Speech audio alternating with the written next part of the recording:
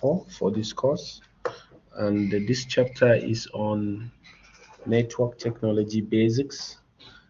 Important information that we need to remember about networks and foundation of networks while we try to understand the working and functionalities of cloud computing security in general.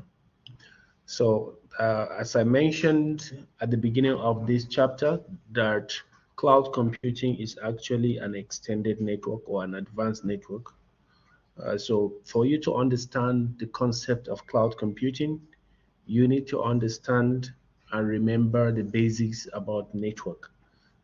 You need to remember also the basics about visualization. You need to know and understand the foundation of operating systems. So these are all technologies that are needed in order to advance our knowledge in cloud computing and cloud computing security. And that is the reason why we are actually trying to review these concepts, network technology basics. So in the first section, we discussed about IP addresses and the different ways that IPs can contribute in the communication of packets or network communication. So we also discuss a number of protocols that can be applied at different levels of the ISO model. And today we hope to introduce or to review about the basics about switches.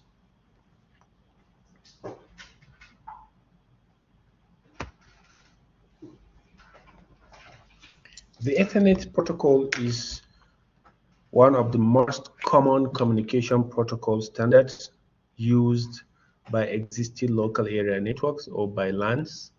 It defines the cable between cable types and signal processing methods that are used on the LAN. Previously, you can have an early Ethernet that looks like this with a number of host applications or host devices connected through a bus network. Okay, in this case, you may not need to have a switch to connect and communicate between point A to point B on this type of bus network. All you need is to have a bus cable that will connect the devices, and all of them bring them onto the bus, and the packets move from one point to another to deliver from the source to the destination. However, switches makes it more flexible and gives room for what we call broadcast domains to be created. Therefore, we decided, okay, like the switch should be applied more to create broadcast domains and give flexibility in terms of how you actually secure the different departments in an organization. So you can have a switch, and on the switch you can have a number of hosts, okay? And this switch can be connected to another local area network where you can also be able to create a number of domains also, and you can configure a number of security protocols that will help to isolate this host from the other ones and create rules that can actually be used to create security between different domains that you've created on the switch.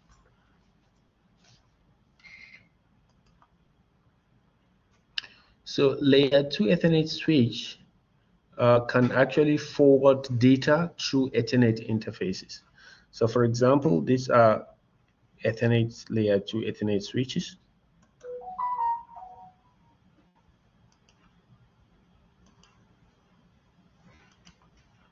These are layer 2 Ethernet switches.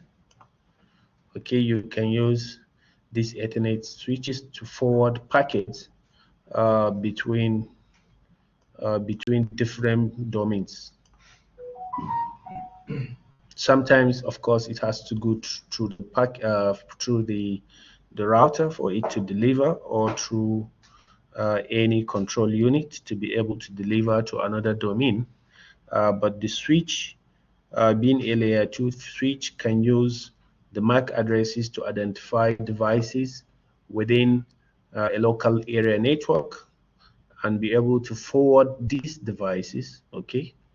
Sorry, did I say devices? These frames or packets based on MAC addresses. So that's why the MAC address table is probably very important. So the switches use this MAC address table to maintain a very good mapping of packets as they move between devices within the local area network. So for example, you can have MAC address 1 connected through interface G001. So you can see that this is G001 and this is host 1. Host 1 will have a MAC address table, will have MAC address 1. So you can see the mapping. Also, MAC 2 is mapped to G002. So you can have G002 and this is the MAC address. Okay. So the switch can be able to deliver these packets that moves around between these hosts using this interface and going through a destination MAC address. The story is a little bit different when we go back to routers. Routers use this IP address rather than MAC addresses, right? Yeah, so similarly. So the MAC addresses, MAC address table can be maintained to keep record of the interfaces mapping to ports or interface to MAC address. Yeah, so it helps to keep this mapping between these two important components. That's the MAC addresses and switch interfaces.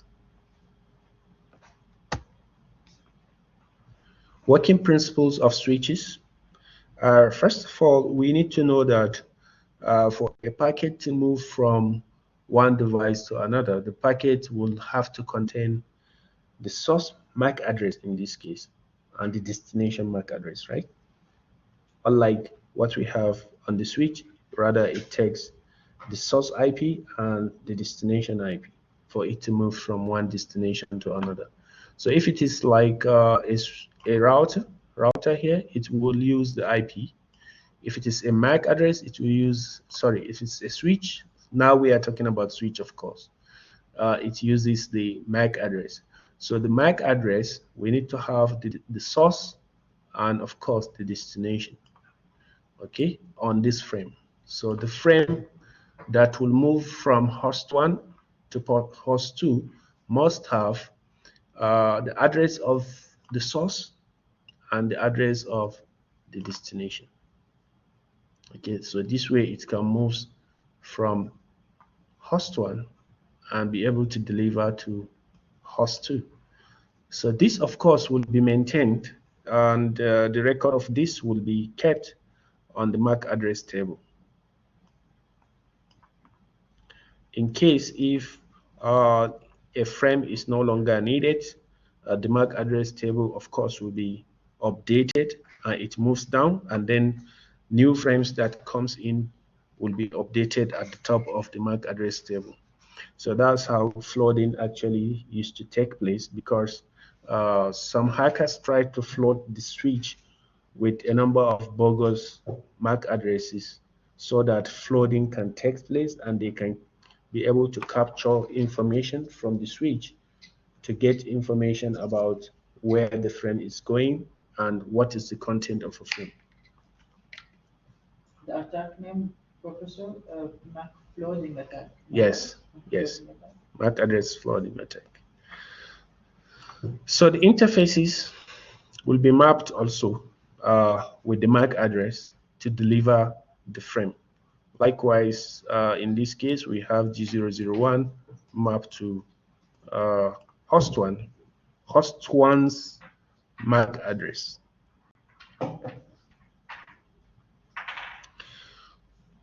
The switch forward frames, right? Where is my mouse? Okay, the switch forward frames, right?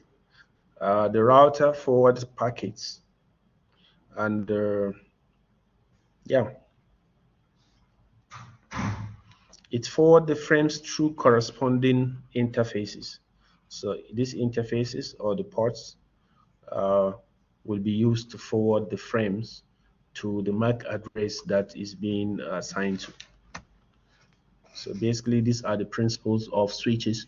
Also, we have a number of behaviors of a switch. Flooding, forwarding, and discarding are the main behaviors of a switch. Flooding means that you can flood, or a switch can actually flood other switches with many frames. Okay, so this is switch through a port 2. It can flood all other switches on the network. Like broadcast, exactly. Like broadcast. It can flood it. It can flood it by sending the same frame, okay, to all other switches within the network. So this is flooding. In the case of forwarding, it's simply forward to another switch, okay, or to another port. That port may contain a switch or probably another host, like host A and host B, as we've seen in the previous slides. Okay, so we can have a frame being forwarded to another port, and if that port is mapped to another host using a MAC address, it will be delivered to that destination MAC address. So this is the one that we actually explained previously in the previous slide.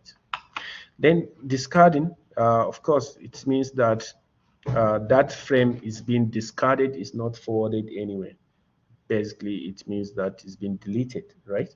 So if this happens, the MAC address table also needs to be updated, and that frame will be removed from the MAC address table.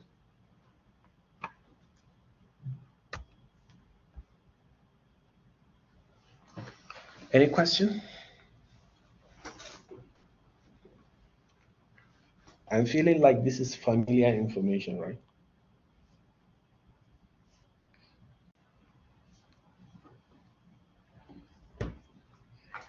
So I moved to VLANs. VLANs are virtual LANs, of course, as we know. But who can tell me what is when do we need a VLAN? When do we need to create a VLAN on a switch or on a layer 2 device? We need to create VLANs if we have more than one department, more than one network. And we have like maybe small companies, small business company. For example, we have 4 departments. So each department we're gonna create a virtual line and assign this network to this. Why can't we buy another switch? It may be cost or not worth it, you know. Maybe this company, yeah, there are four departments, but in one office. So which other thing, which other, in terms of like security, can we look at it from the security aspect? Why do we need to create a VLAN? Segregation of networks. Segregation. Okay.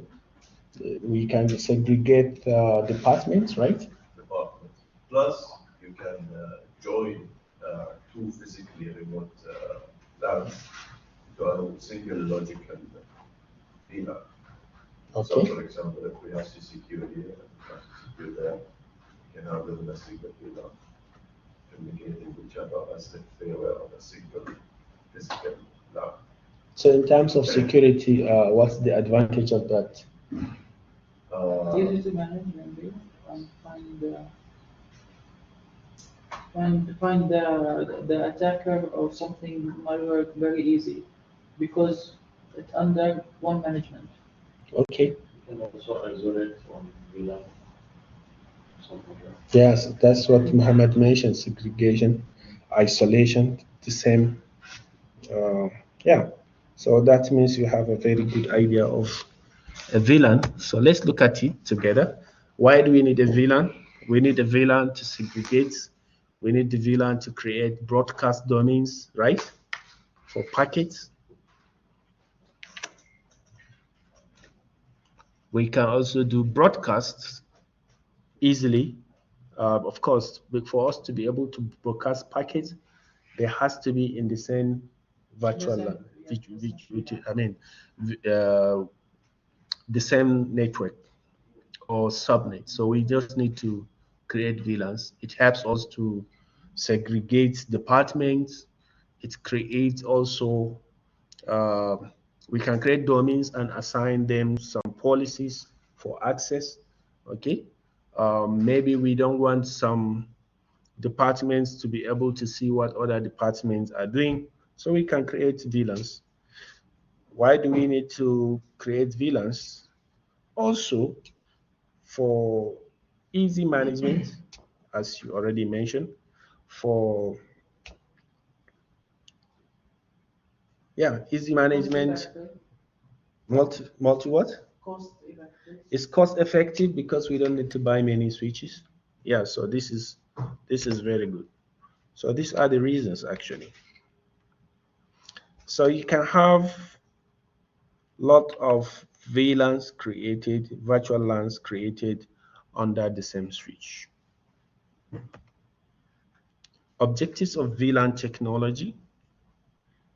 It divides users into multiple logical groups, so we can have logical groups. Okay. Yeah, so this is the example Muhammad just gave. You can have VLAN that connect logically can connect actually different departments under the same virtual LAN, and these different departments, they may be under different switch. Okay, so you can create this. So this is a group created, and you created it using like a virtual LAN. But again, you can have another group.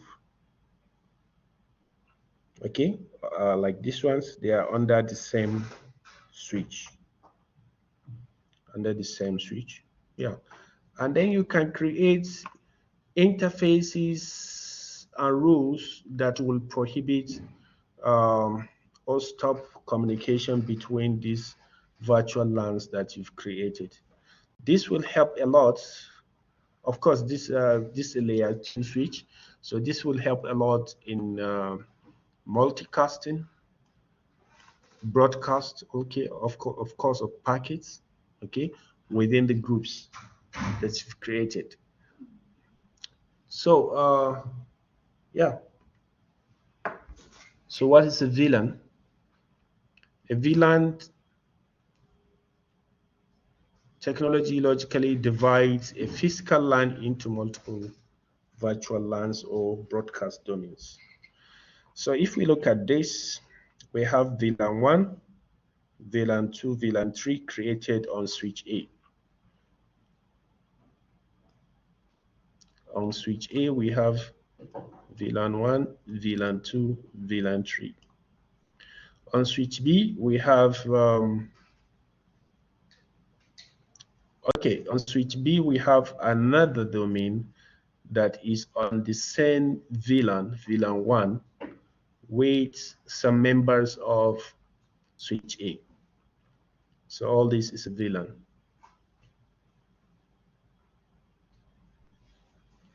called VLAN 1. So we have VLAN 2 also. You can see this is a logical group created from 3 different physical switches. Likewise, VLAN 3.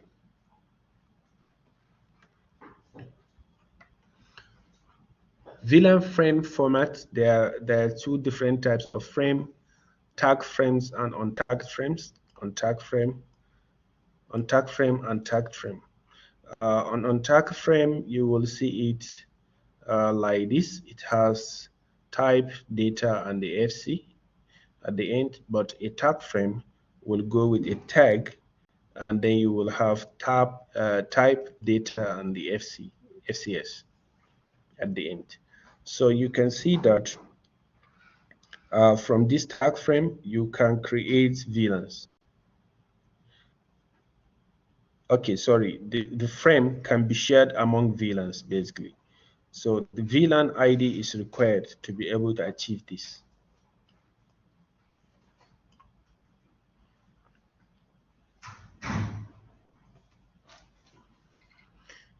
Interface types, there are 3 different types of interface. Actually, mainly they are supposed to be 2, but this is a hybrid, a combination of both. Okay, so that makes it 3. So interface called access is an interface that is used to connect a switch to a terminal, such as a PC or a server. So for example, this is a switch, okay? This another switch, this another switch. You can see that that's a connection interface that connect this with a PC. So this type of connection is access interface. This also access interface. This also access interface. Actually, that's why it's shown in the same yellow color or orange color. This, of course, access interface because the switch is connecting to a terminal device, which is the PC here.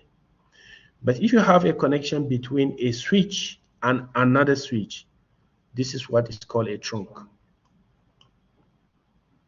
Between switch and another switch is a trunk. Then we have the hybrid, similar to a trunk, very similar to a trunk. A hybrid also allows frames that belongs to multiple VLANs to pass through and differentiate the frames using 802.1q tag. So actually it allows, in the case of hybrid, it allows the frame to move also between different switches. Okay. This one you need to, yes, Professor, you need also to activate it once you apply that random tag base. Yes. You can actually this frame, it uses this IEEE protocol 802.1q tag to differentiate it, and you can determine whether to allow the hybrid interface to send a frame and belong to one or multiple VLANs based on the VLAN tag.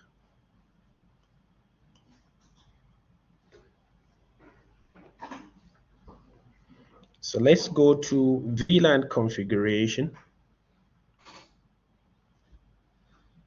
We will need to have the Huawei ENSP tool to be able to run these commands during the lab exercise. In any way, now it's just to understand the commands, okay? So for configuration, to create a VLAN, you simply need to say VLAN and then you write the VLAN ID, VLAN 10, VLAN 20, or something like that, okay? So the command is just say VLAN, okay, from the interface of the what? Of the switch, right? Yes. We're doing on Cisco. Cisco packet tracer. Yes. The same syntax. Yes, maybe there will be a little bit of difference, but generally the idea is the same. So you can create what we call VLAN batches. That's like if you have multiple VLANs that you want to create. You want to create VLAN 10, 20, 30, so this now becomes batches. And you want to use the same command line to create them. So you can use VLAN batch, then you give space and say VLAN 10, space VLAN 20, space VLAN 30. So it will create all these VLANs at the same time on the same command line. So that's the essence of batch, VLAN batch. But if it is just one VLAN you want to create at the same time, you can use VLAN and then the VLAN name. Yes. Again, you can actually create range of VLANs with you can use a range to create VLANs using the VLAN badge. Okay, for example, you can say VLAN 20 to 30, and then you can give a space and say 10. So it will create, in this case, 3 VLANs: VLAN 10, VLAN 20, VLAN 30. So using the range. Okay.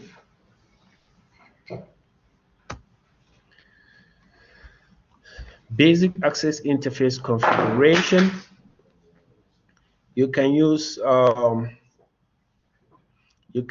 after you go into an interface, you can use port link type access if you are trying to create access. You remember we said there are 2 types of frames here: the access interface and the trunk, right? So you can create this with this. Also, to create configure default VLAN of interface access interface, you can use port default VLAN, and then you write the VLAN ID, for example, VLAN 10.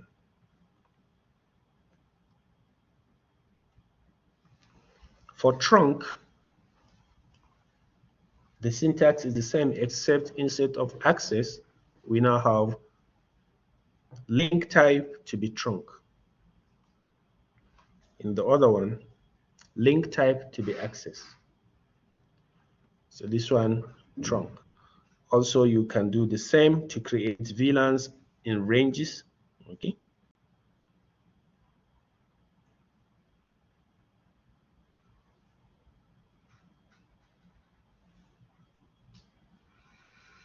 Yeah.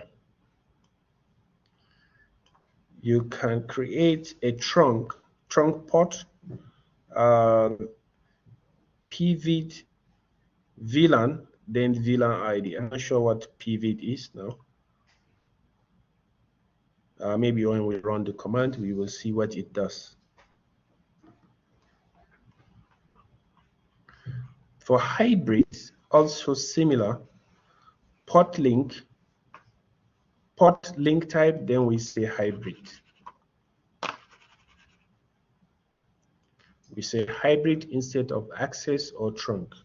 We use hybrid, okay? So under hybrid, we have untagged and also tagged frames. So these are the syntax for this, okay? So we need to run these commands on ENSP to see how it looks like.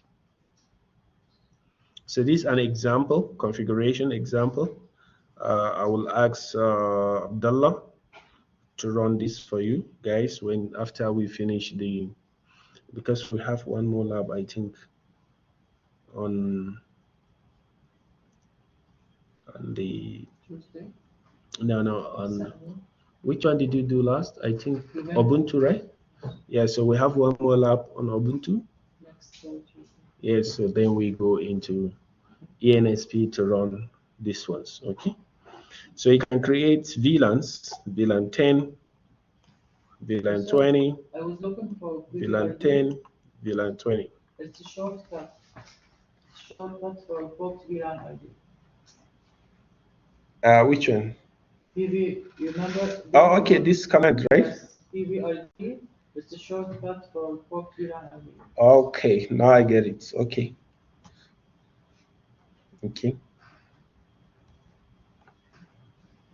So this is an access connection, and this is a trunk connection between switches. This is an access between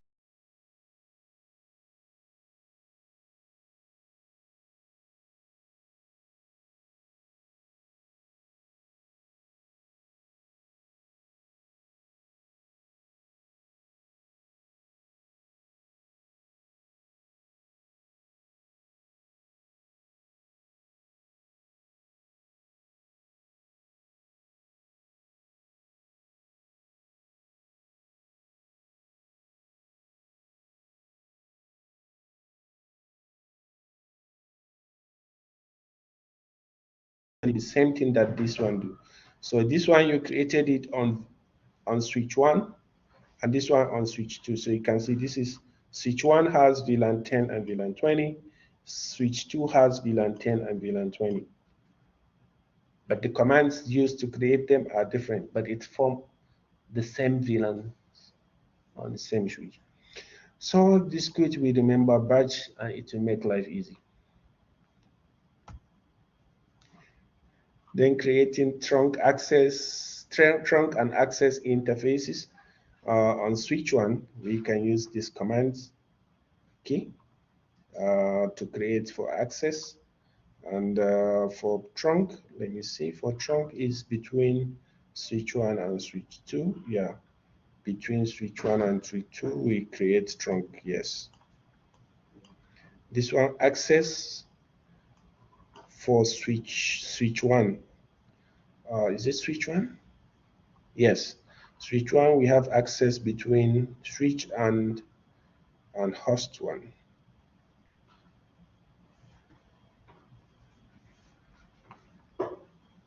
VLAN 20 and VLAN 10. Okay. Yeah, so we just need to follow the commands, and it will create for us the VLANs and the trunks and the access. Verification. Yes, we can do different types of verification by sending pings to see, and of course by using the display command to display the configuration. I think in packet tracer we use show, right? So this, it uses display command. Okay, so we can use it and it will show us the configuration under each switch. Yes. Then we go to the last part, router. Sorry, I need water.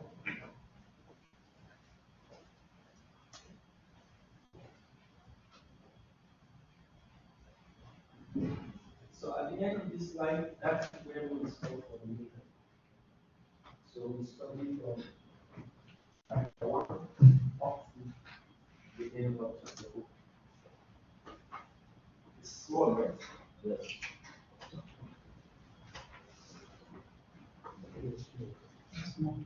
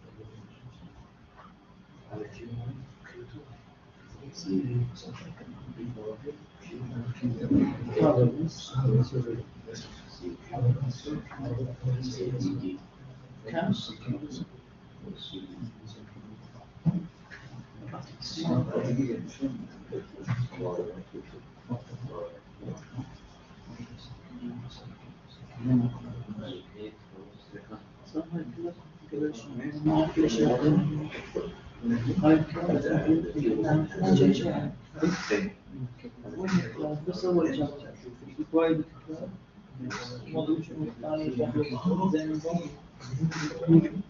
يقول أنت ما له علاقة بالكلام ما له علاقة بالكلام بس أنا امتحان ويقول لي الحين يقول لي الحين تستخدمون عن الكلام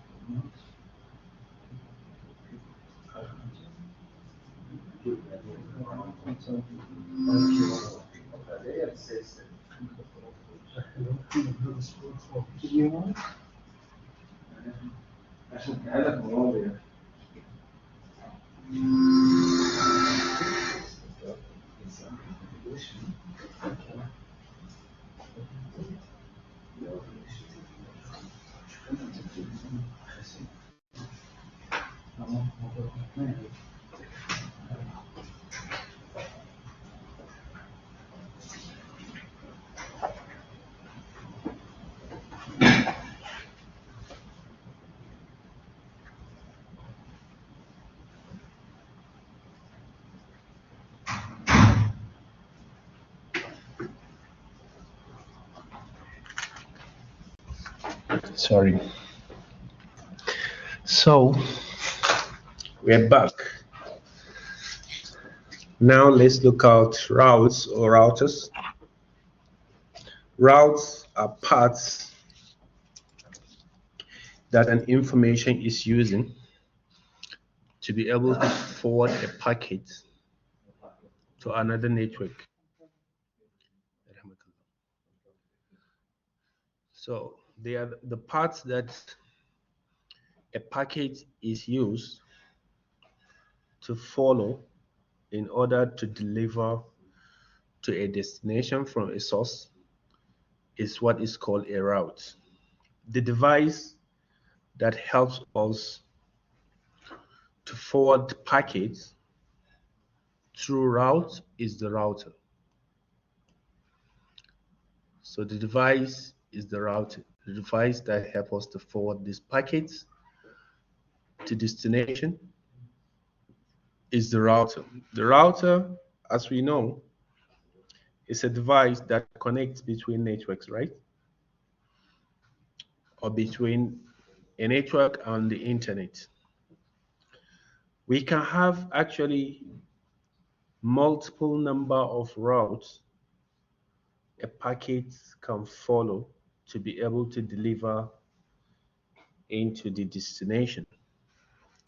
But according to different routing protocols, there are some routing protocols that consider what we call the shortest path, right? The shortest path to deliver a packet. Which routing protocol consider this? OIP. For you, there is OSPF For SPF, okay. and GRP. GRP. GRP. There are actually some routing protocols that do not consider the shortest distance. Rather, they consider states, right? So it depends on the type of routing protocol that is used during configuration to forward packets. So you can have a packet. A packet is actually a container of data, okay, that contains frames, and frames contain data. It can move from one path or from one router to another until it delivers at its destination.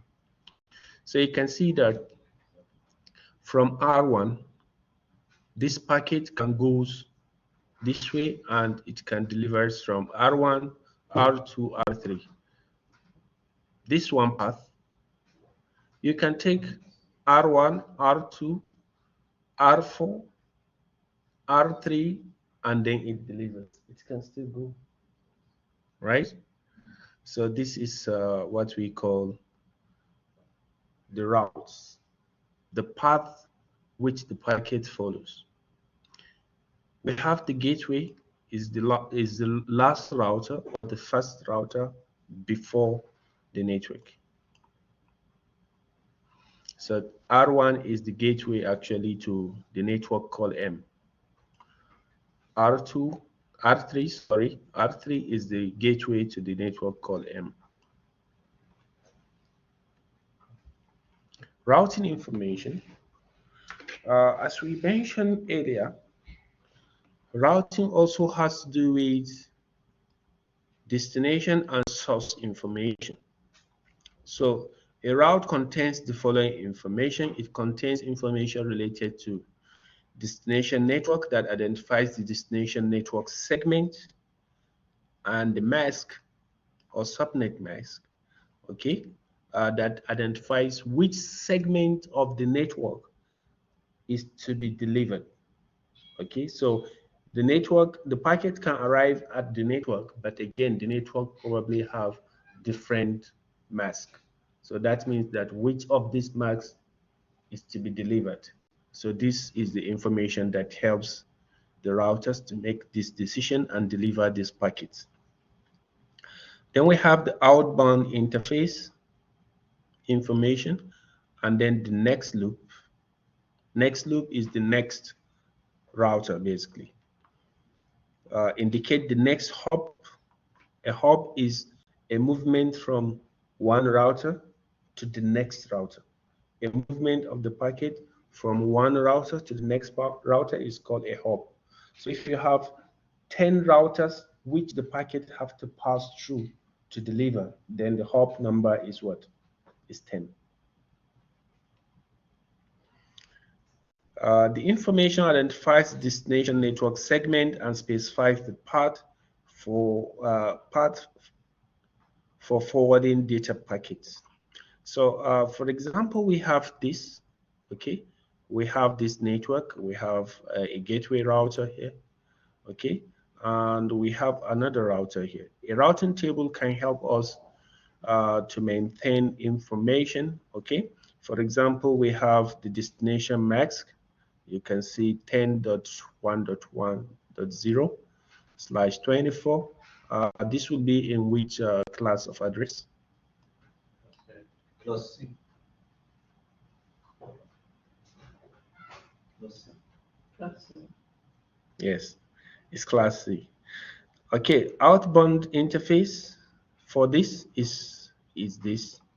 Okay, and the next hop, that's the next hop is the next router receive the information is this 1.1.1.2, and then it goes to the area network.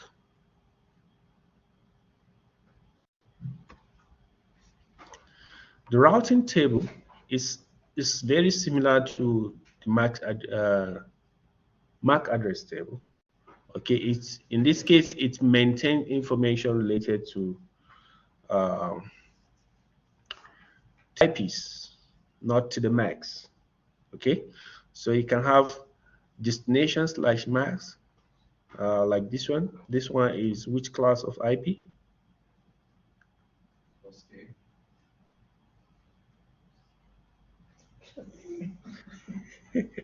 I want to hear from the class, you know. Class A, yes, it's a class A. Then we have the next hop. The next hop is the next router to receive, which is 2.2.2, this one. Okay, let me see where it starts from. It starts from 11.0.0.0. Where is 11.0.0.0? R1. Down.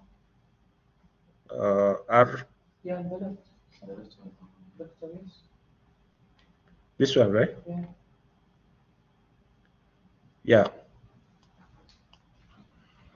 Then it moves through the next hub. It takes this interface to move here.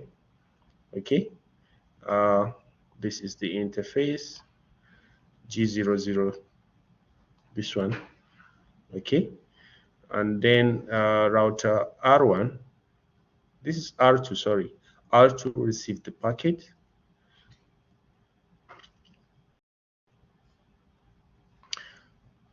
Then if we look at 13.0.0.0, this one, okay, the next hop is this, and the interface to receive the packet is this one.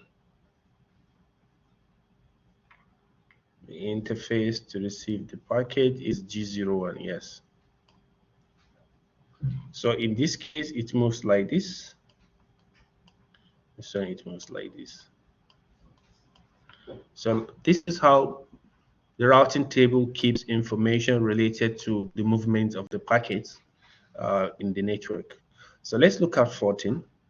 Where is 14? R4. R4, yeah. So R4 is using the next hub, this, and it passed the packet to an outbound interface 02, G02.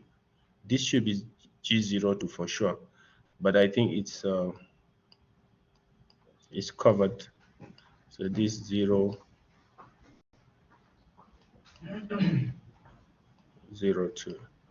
So it moves this way also.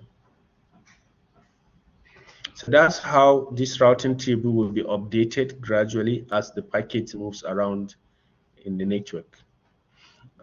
Important things to remember: if we are using router, it means that the routing table will be using IP addresses. So it keeps information related to IP addresses on the routing table. So if you use display IP routing table on the Huawei switch, it will give you this information for the routing table information.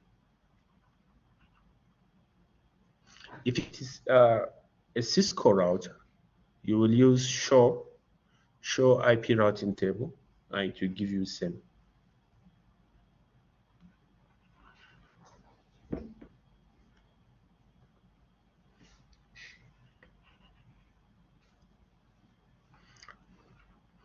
Route-based forwarding, yeah. So let's look at this packet of data that moves between this device 10.0.1.0 to 40.0.1.0.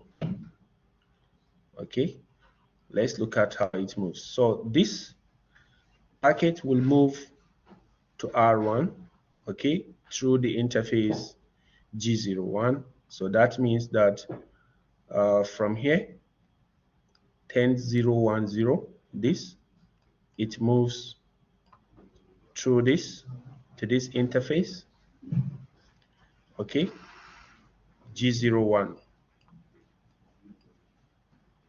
okay, and G01, that means that the router 20.0.1.1 will receive the packet, this one, and then forward it through same interface 00 G00. So G0 receive it and forward it to this network. Of course, this is a network in between routers. Okay.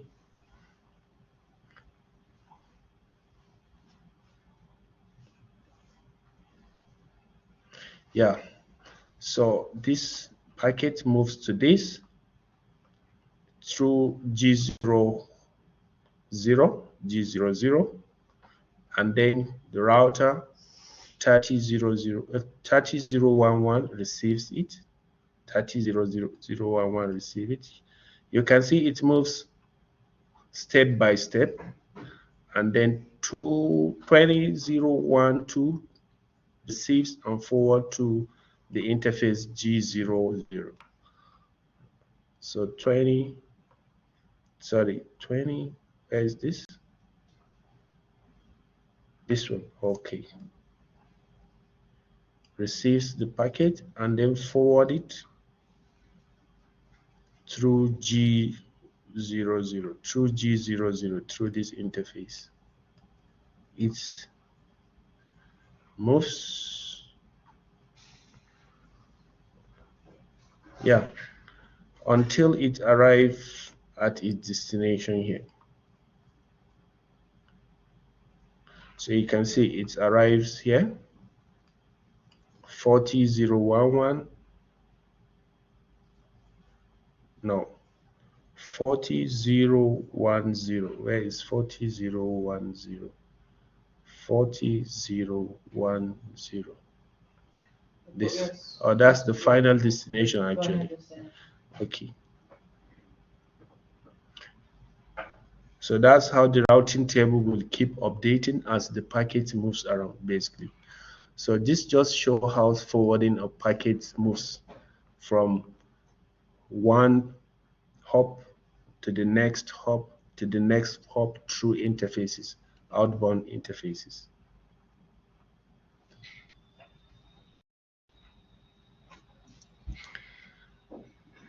Static and default routes. Introduction to static routes. Now let's look at a static route. In a static route, it means that the routing table is not actually dynamic, it's not changing. So that means that the routing table remains static, it's not changing, it's not dynamic. So for example, you can have this packet coming from 21.1.0. It moves to a static source, router B, static source, okay, through 10.0.0.2, this.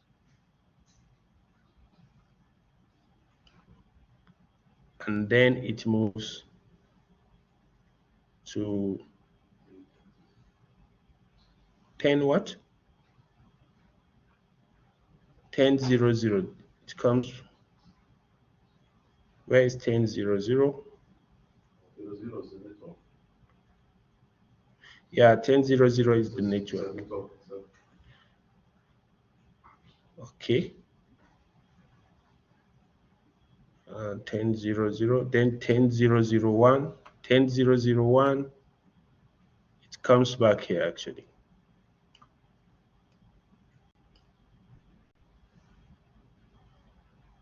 Okay, it comes back here because this is 10.0.0.1. The packet, I don't think it moves to the next route here. Based on this routing table that I can see, I guess that's why they showed it. So basically, a static routes are manually configured by network administrators and have low system requirements and apply simple, stable, small networks. However, static routes cannot automatically adapt to network topology changes and so require manual intervention. So everything there is basically manual. Manually, it has to be done manually for a static route.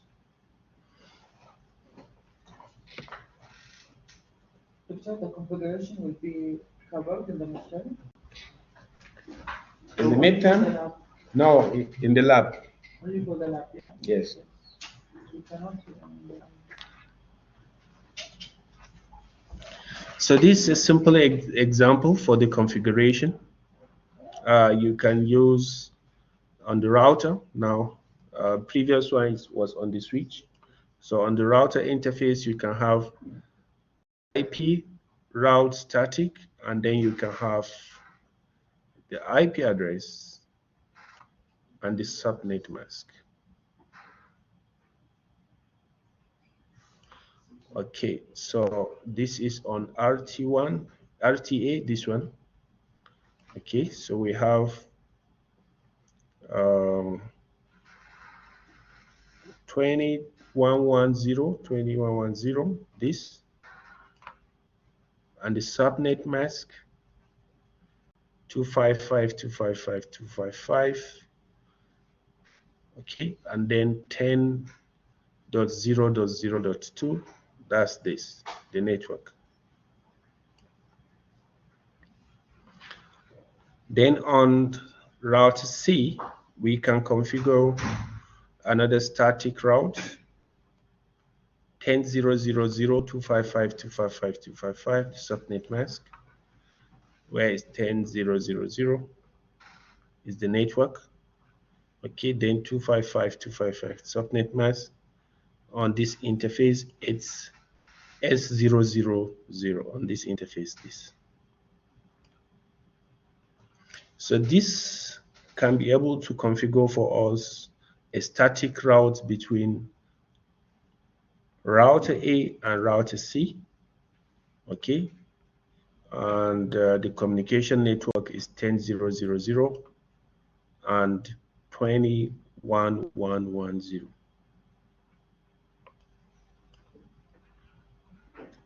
So what happens is packets are forwarded hop by hop. So of course, packet has to follow hop by hop. Therefore, all routers along the path from the source to the destination must have routes distinct for the destination. And data communication is bidirectional, meaning that the packet can actually come back this way and then this way. Bidirectional, it can go this way and it can come this back.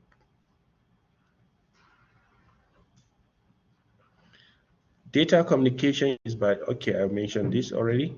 Yeah, it's bidirectional. So let's look at default route. For default routes, this is used only when packets are to be forwarded do not match any routing entry on IP routing table. So this is to say that if there is no any match on the packets on the routing table, then that's when a default route we use. Of course, that's why it's default. In an IP routing table, a default route is the route to network 000 and subnet mask also 000. namely 0000/0. It's one of the special IPs actually. So RTA need to forward packets to a network segment that is not directly connected to it and forward the packets to 10.0.0.0.2. So that means that RTA will have to forward the packets to this RTB, but RTB is not directly connected to it. Okay, so since it's not directly connected to it, then it can use this default to forward the packet to RTB. In this case, we are not going to have this subnet mask on the routing table. There is no match. If there is no match on the routing table, that means that we can be able to apply the default route on it. So for example, if we have this on the routing table, all these addresses, it implies that on the routing table, if we have all these addresses, there shouldn't be any match with this or with this. This that's forwarding the packet 10.0.0.2. If there is no match, that means that we can use the default route to forward such a packet. So we can configure such by using IP route static 000 space 0. Then we can use the forwarding address, which is 10.0.0.2.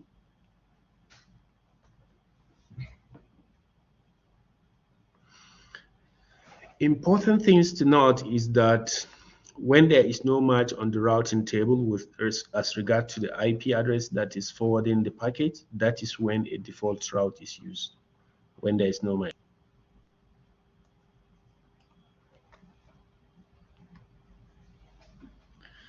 Then we can look at different application scenarios and how we can configure them. Yeah, so that's the end.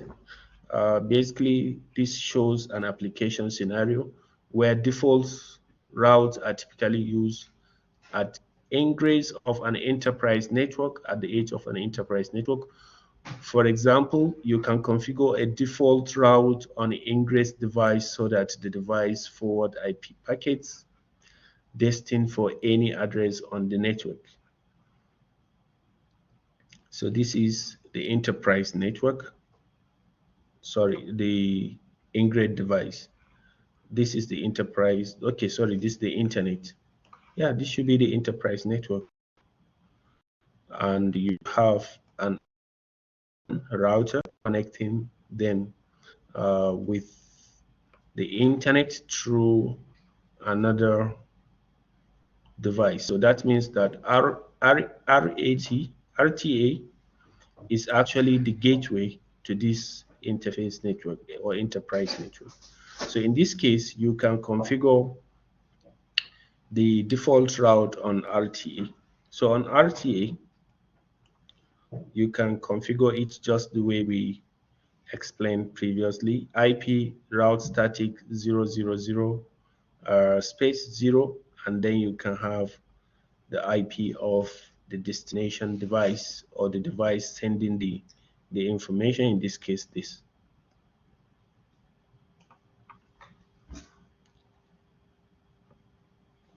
So in summary, that's the end of this slide. In summary, we learned the composition of IP addresses, subnetting, basic principles of network communication.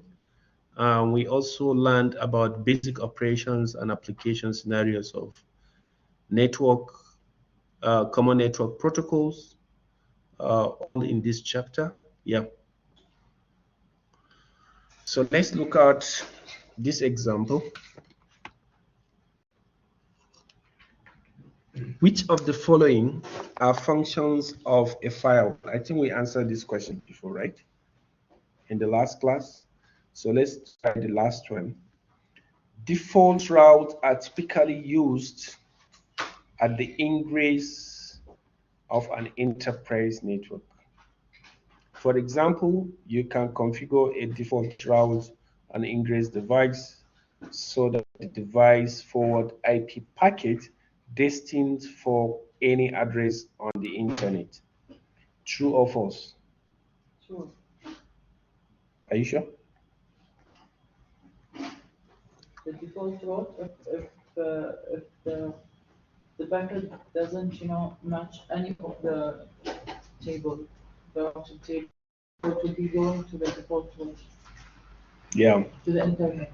So actually, that's the last slide that we discussed before this. So if you go back to this last slide, you will see it. Okay. The application scenario. Okay, you will see ingress. Uh,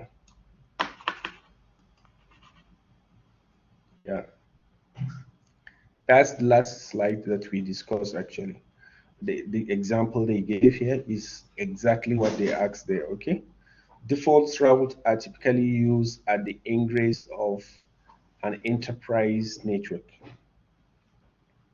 Okay, so this is exactly what they asked.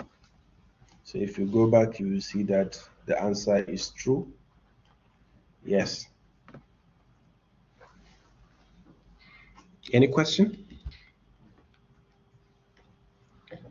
We still have almost 1 hour left for the class. So I will give you an exercise now.